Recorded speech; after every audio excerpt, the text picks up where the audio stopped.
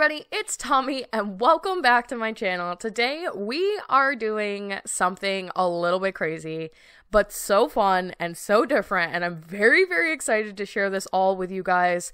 Hopefully from the thumbnail, you've seen it, you know what we're doing. We are making a Monopoly board in The Sims, and I'm talking about like a replica one-for-one Monopoly board based off of the original old school Monopoly board from back in the day. You probably owned one as a child. I know that I've certainly owned many different renditions of Monopoly, many variations. And believe it or not, I've had this idea for a very long time, and I wasn't really sure how I was going to implement it. I wasn't sure if I wanted to make this into a house, possibly, and kind of raise the whole thing up one level. And I also wasn't sure about the functionality, or I guess the necessity of doing something like this, because it is so random and outside the box. It can feel a little bit kind of useless, and I knew it was going to take me a lot of time to do this, so I didn't necessarily want to do it with like no intention behind it other than to do it. And the more that like time passed and I thought about it, I just realized that every once in a while, if there's something that I really want to do on my channel, regardless of maybe the functionality of the build, I should just do it for myself, and also because I do think that some of you are going to find this really entertaining and just fun to look at and fun to watch me build, because it is so different and so kind of crazy, and I know not too many people would think of merging The Sims and Monopoly together. But you know what I was actually thinking of? When you go to a park, or I'm thinking also of like a barbecue, and they have those gigantic board games that are like for the ground, like an outdoor board game. They have like giant chess boards, there's giant checkerboards. I've seen giant Jenga blocks, I've seen giant Twister that you play with like 20 people, and I think that that stuff is so cool. So I originally thought to myself, I could make a Monopoly board in The Sims, and I could probably make it as kind of like a park. So your Sims could go and possibly just play Monopoly for real. Like if you wanted to, you could probably actually use the board and play Monopoly literally. But I have kind of some bad news. So although I went in with those intentions to kind of make it into something that you could actually use, bring your Sims there, play a good old game of Monopoly, we ran into a problem when it got time to actually decorate the board. So you guys were kind of actually joining me at the very beginning when I've already marked out the entire board, because I was trying to make sure that it was possible and that I could get the dimensions correct, because there is like a set of dimensions for a Monopoly board and how many tiles I needed and everything. So I kind of marked the whole thing out, put some base colors down, marked a couple of things, realized that it was possible, and then we jumped in. I wasn't sure at this point what I was going to use to start writing on the board. I knew I wanted to write most of the spaces out. I knew I wanted to design most of the actual like logos for the famous spaces, like free parking or pass and go or go to jail. I knew I like wanted to literally make those, but I wasn't sure how I was gonna write everything. So whenever I'm doing a build that is kind of outside the box, a little bit strange, I will often turn to debug items to help me get by. And if you don't know, if this is your first video you've ever seen of mine, or you're not super familiar with the idea, we have these things in the game called debug items, and basically they are hidden objects inside the game that you can unlock with a cheat. And a lot of the items are stuff that you would use when your sim is maybe interacting with an object like cooking, or there's a lot of food items, or tools from like the woodworking table, glasses from when you order drinks and stuff out to eat, those kinds of things. Most of them are accessible in the game. You can actually like pull them out and use them for different builds, and I do that frequently. And I guess I didn't realize ever that there is a list of stuff in debug that you can't copy over to the gallery.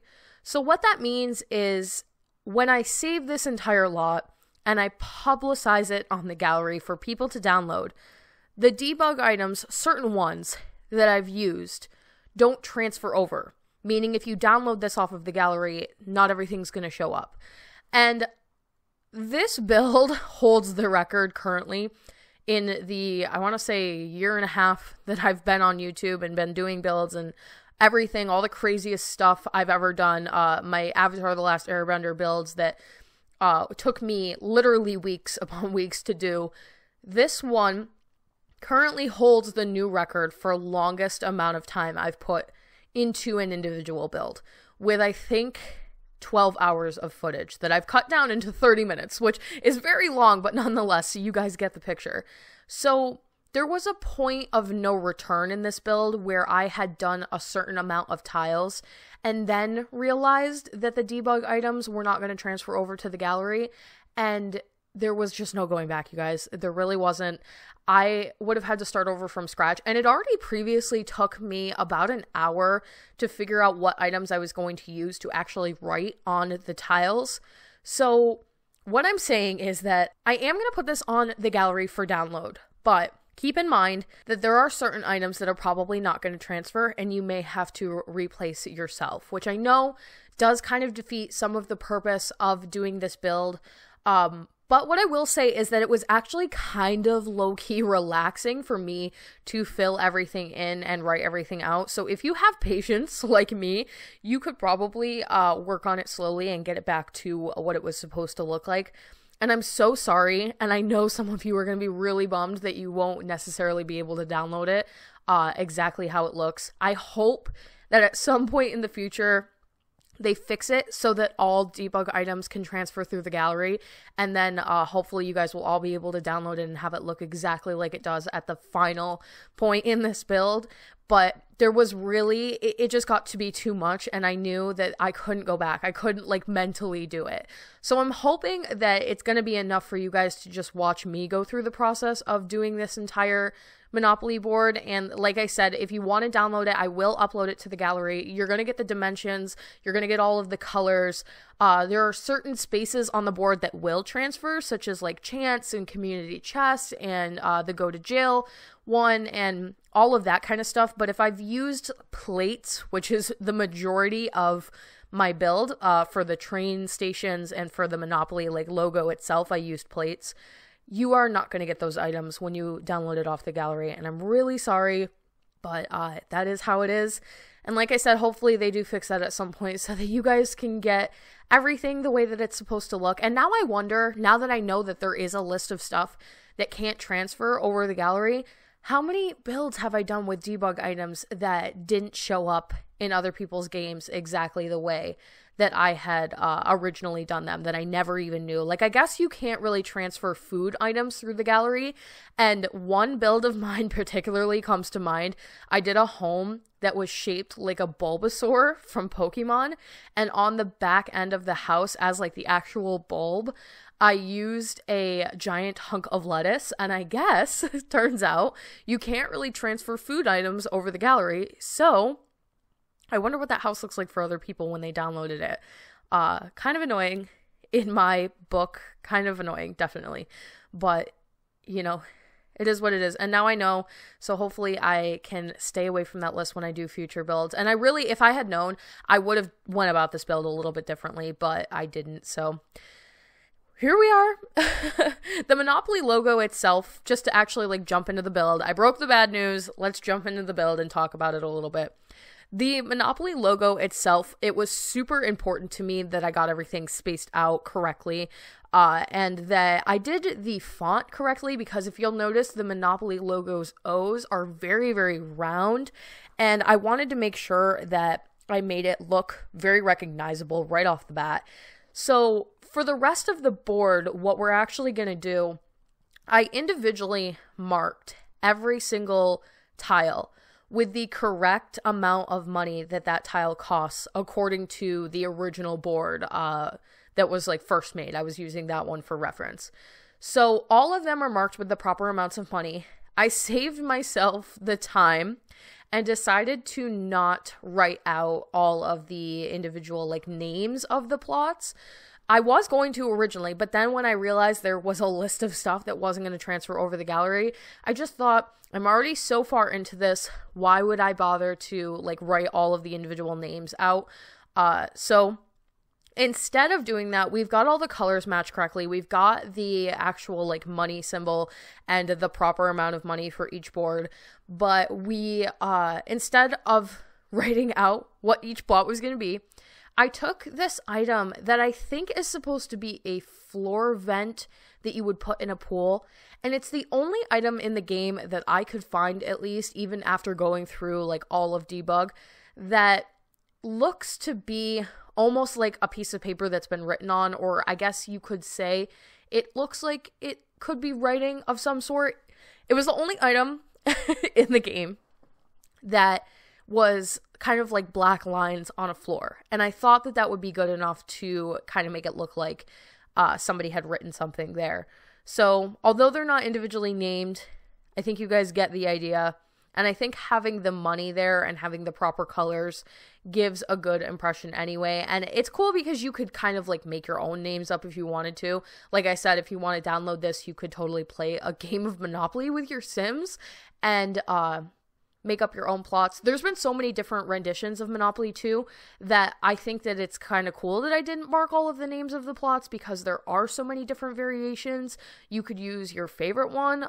They just finally, after years and years and years, released a Sailor Moon Monopoly, which you guys know, huge Sailor Moon fan. I had to stop myself from purchasing it multiple times when I was away for Christmas.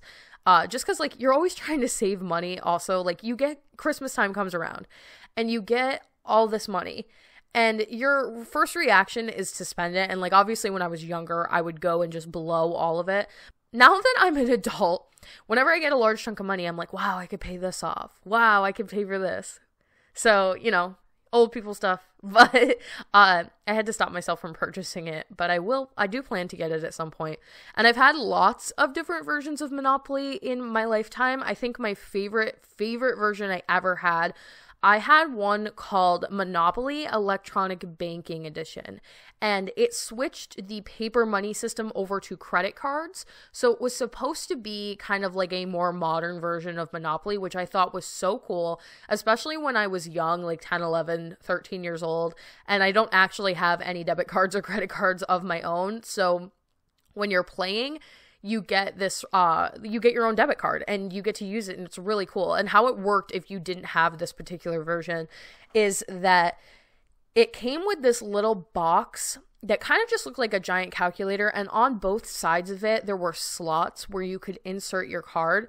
And so if the game owed you money, like you landed on a space and it said, chance card, you get 200, whatever, coins or whatever it's called, Monopoly money, you would put your card into the machine and type in like 200, and then there was a green transfer button and it would transfer onto your card, and it made this little noise that was like doo-doo-doo, and it would add the money to your card. And it could also subtract money from your card, and then if another player owed you money, you would both put your cards into the machine and it would take from one card and add to another and literally show you on the screen. So, funny story with that. After playing it quite a few times and just like, I don't know, I guess when I was younger, I felt this ridiculous like need to constantly win. I was kind of a sore loser when it came to board games and things like that. I always liked to be like good at everything. It was a horrible trait that I have since grown out of, but I wanted to win all the time, and I kind of figured out a way to cheat the system with this electronic banking Monopoly. So the way that the actual machine worked because I don't know, maybe some of you were wondering, how did it know whose card was whose? Because it was a very basic system. Like, this wasn't like super advanced. It wasn't, you know, high tech. Like, it wasn't like a little mini iPad that remembered like every single card. The way it remembered individual cards was because every card had like a system of bubbles on it, kind of like indents on the card. And depending on where your indents were placed, it knew whose card was whose. So that's how it could keep track of everything. And I figured out that if you took your card and you owed someone else money, and they went to go put their card in to take the money away from you, if you put your card in at an angle slightly, the reader couldn't register whose card it was, and it would just boot up normally, and it would take money out of the actual like little reader itself. It wouldn't take it off of your card. So people thought I was paying them for their stuff, but in reality, my card balance was almost always the same because I wasn't paying for anything. That's so horrible. I was a little cheater, but I kind of thought I was clever at the same time. I still kind of think I was clever. And when I got older, it was like one of those board games I hung on to throughout like my teen years, high school, and when I moved out of my house, like my childhood house, it was one of the only games I wanted to take with me because I knew I could like repurchase all the other stuff. Didn't really matter to me, but I wanted this electronic Monopoly board game. So I took it with me. I made Nate play it with me years and years later, and he hates Monopoly, you guys. Like, I have tried so many times to get him to play Monopoly, but he gives me the same spiel about how it takes too long and it's boring and whatever. I think it's fun. So one night, I think for an anniversary, I did manage to get him to play Monopoly with me. And I still used that trick where it wasn't taking money off of my card. Isn't that horrible? Because, like, now I'm an adult, so what's my excuse? But, yeah, you know, I always keep it real with y'all. So, but I don't actually know what happened to it, and I'm sad because I have since moved from that house that we previously lived in, and I've kept so much stuff over the years, but I don't know what happened to that, game. And I'd like to get another one, because all the other ones, like the more, ones that have come out recently, and I guess every other version I've seen, they always have the paper money. So I think that's a very unique one, and I find it to be super intriguing, personally. So yeah, that's my little, like, Monopoly story. I've played, like, Kiss Monopoly, I had Pokemon Monopoly, different, like, variations of Pokemon Monopoly, and I mean Kiss as in, like, the old school rock band, because my dad was a huge fan of Kiss. And I remember we used to sit at, like, the dinner table and play Monopoly together, like, Kiss Monopoly, as like family bonding. Yeah, definitely grown up with this game, and I love it. I know so many people say that it is very boring. Oh, actually, my most recent version of this game that I have become familiar with is the version on Xbox. So Nate got an Xbox for Christmas, and we were with my sister one night, and he was like, do you want to buy Monopoly and play, like, us three? And I was shocked because he doesn't like Monopoly. So for him to offer to buy the game and play it, I was so on board. And we were like, I guess, I don't know, I can't speak for everybody, but I was thoroughly disappointed with it. It's like this, it's a Monopoly board, and then all of it is like very interactive and lights up, and it very much holds you to the rules, because I think that Monopoly can be played so many different ways, and every household seems to have rules about Monopoly. Like, let's say, for example, the free parking space. So in my house, and whenever I used to play it, the free parking space always meant, like, money to me. So what we would do is when people landed on stuff that was like, pay this amount to the game, pay 200 Monopoly money, pay 300, your, whatever you had to pay your fees for. If it was to the game and you were paying to the bank, we would put it in the middle of the Monopoly board, and if you landed on free parking, you got the lot of whatever was in there. And I played like that for years, so I thought that was a real rule.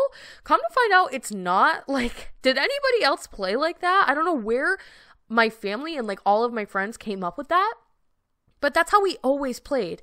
And then, so we're playing this like virtual Monopoly game on Xbox, and I land on the free parking spot, and I'm like, yes, I'm getting money. Like, I'm getting at least 200 Monopoly money. And it says, congratulations, this is a free spot. Like, don't worry about anything. And I'm like, no money? I don't get any money for me here? And I looked it up, and I guess you're not supposed to get money from that spot. It's just like free parking. You just get to hang out and like not worry about your life. So, but like, that's one thing. It, like, the game very much held you to the actual rules. There was the auction system inside the game where if you landed on a space and you didn't want to buy it, you're supposed to auction the space off to other players in the game.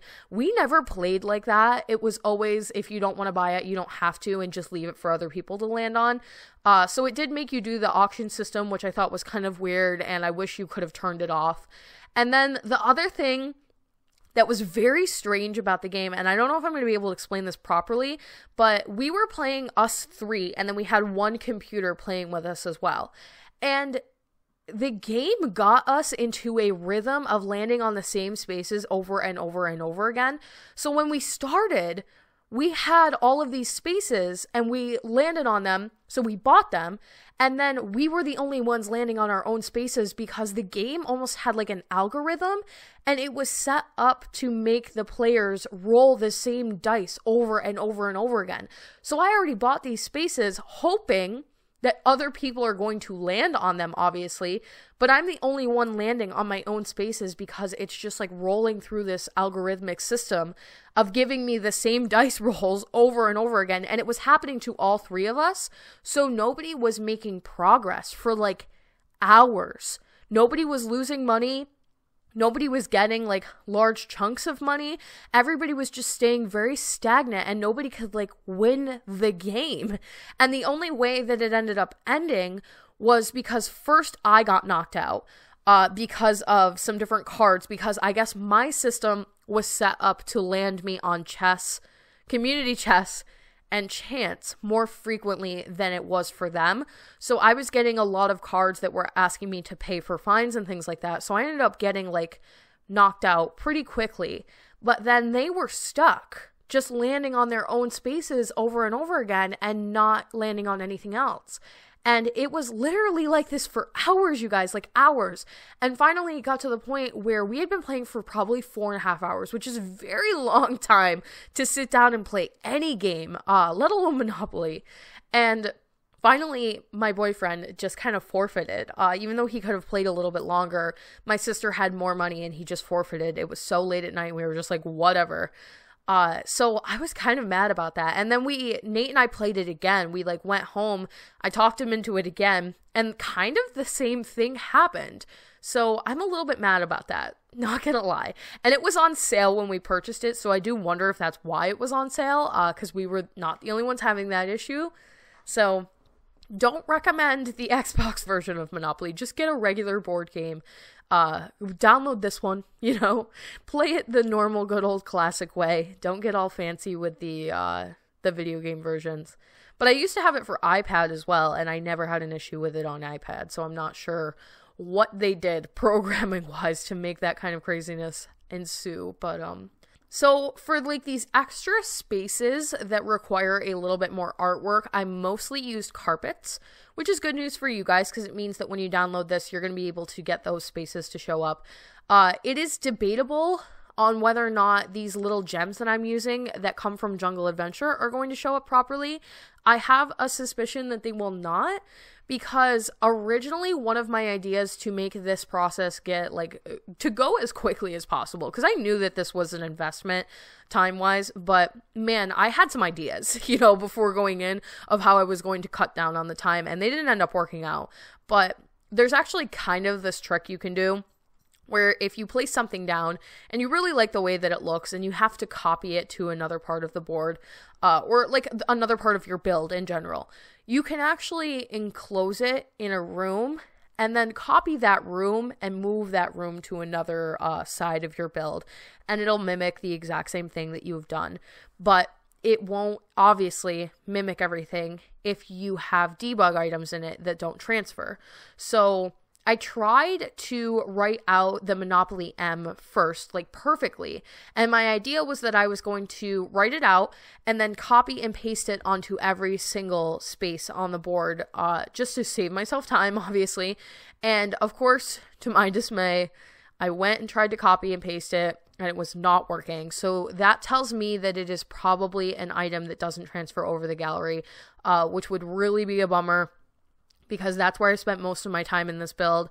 And I've cut a lot of it out, so if there's a lot of jumping around or you're wondering what's happening, I kind of just decided at one point or another that you probably didn't want to watch me write out M200, M180, M50, M40 over and over and over again. You guys got the idea after the first couple of me doing that.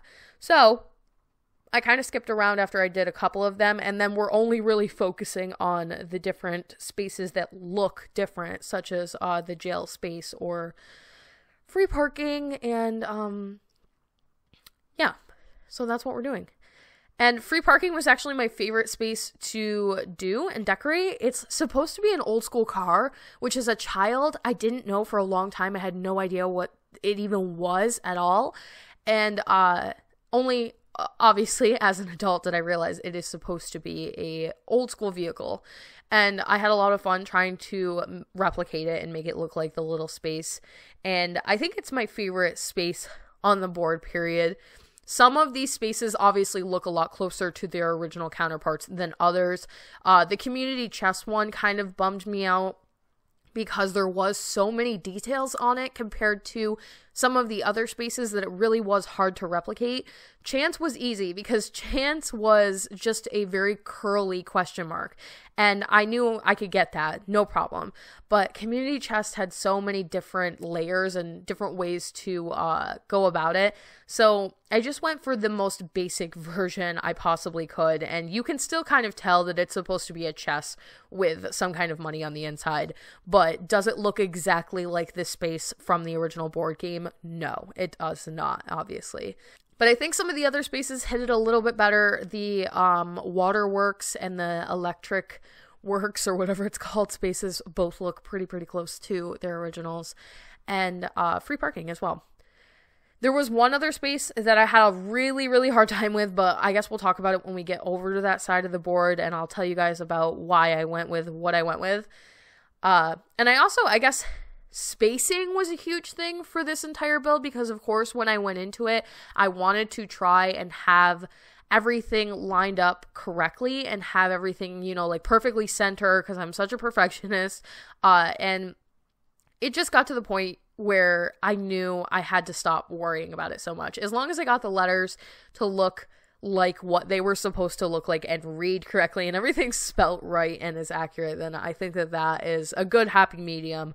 Instead of trying to literally get every single word that I was writing perfectly even on a space. It's impossible. I can't even imagine how many more hours would have went into this build had I tried to respace everything after I wrote the words out. I will say, though, free parking is where the spacing got really bad, and I did contemplate like going back in and fixing everything, but it was a no at this point, so I ended up adding an exclamation point to the end of it, and there's no exclamation point in the actual game, but I wanted it to look a little bit more, you know, spaced correctly, so just a little bit of differences between that and the original.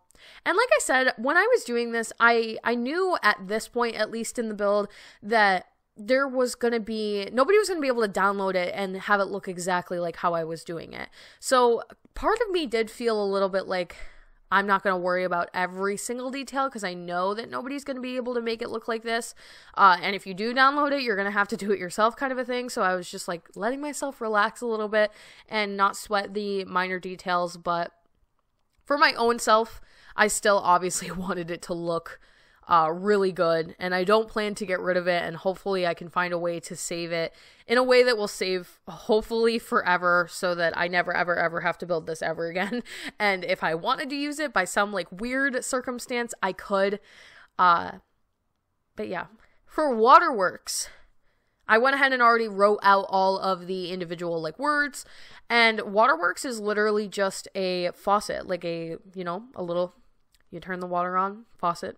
So yeah, that's what I was trying to make. It had this weird like curve on the edge of it, and what I'm actually using is carpet, and I said that already, but carpets in The Sims 4 can kind of be layered to make different shapes. So it's kind of tricky actually, because you can put a carpet down and then you can put another carpet on top of it, and the one that you place down after will always be on top. So if you can kind of think about it in a layered sort of way, you can recreate images and recreate stuff on the floor. But you have to be very careful, because once you place one down, you can't obviously go back underneath if you forgot a detail. So you have to like work your way from the bottom up. And I knew I was going to use carpet to like recreate logos and stuff for this game.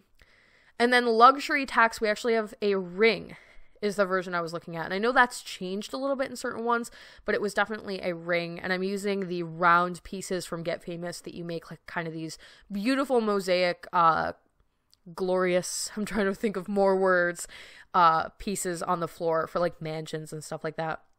And I just sized some of them down and made a little diamond ring. And I think that that is actually the end of the board and all of the different stuff. So that is my Monopoly board. Like I said, it will be available on the gallery for download. I hope that they fix it at some point so you guys can download it in its entirety. Let me know what you think of this build and the craziness, and if you'd like to see any more board games, I'm kind of considering them. I'd like to do Sorry, and again, not use any debug items so that we can, you know, actually use them. So let me know what you think. What other board games would you like to see? Did you enjoy this? And I hope you guys enjoyed so much. Thank you all so much for watching. Don't forget to like and subscribe. Hit that little bell icon below to turn on post notifications so you can get updated every single time I post. And I will talk to you all in the next one.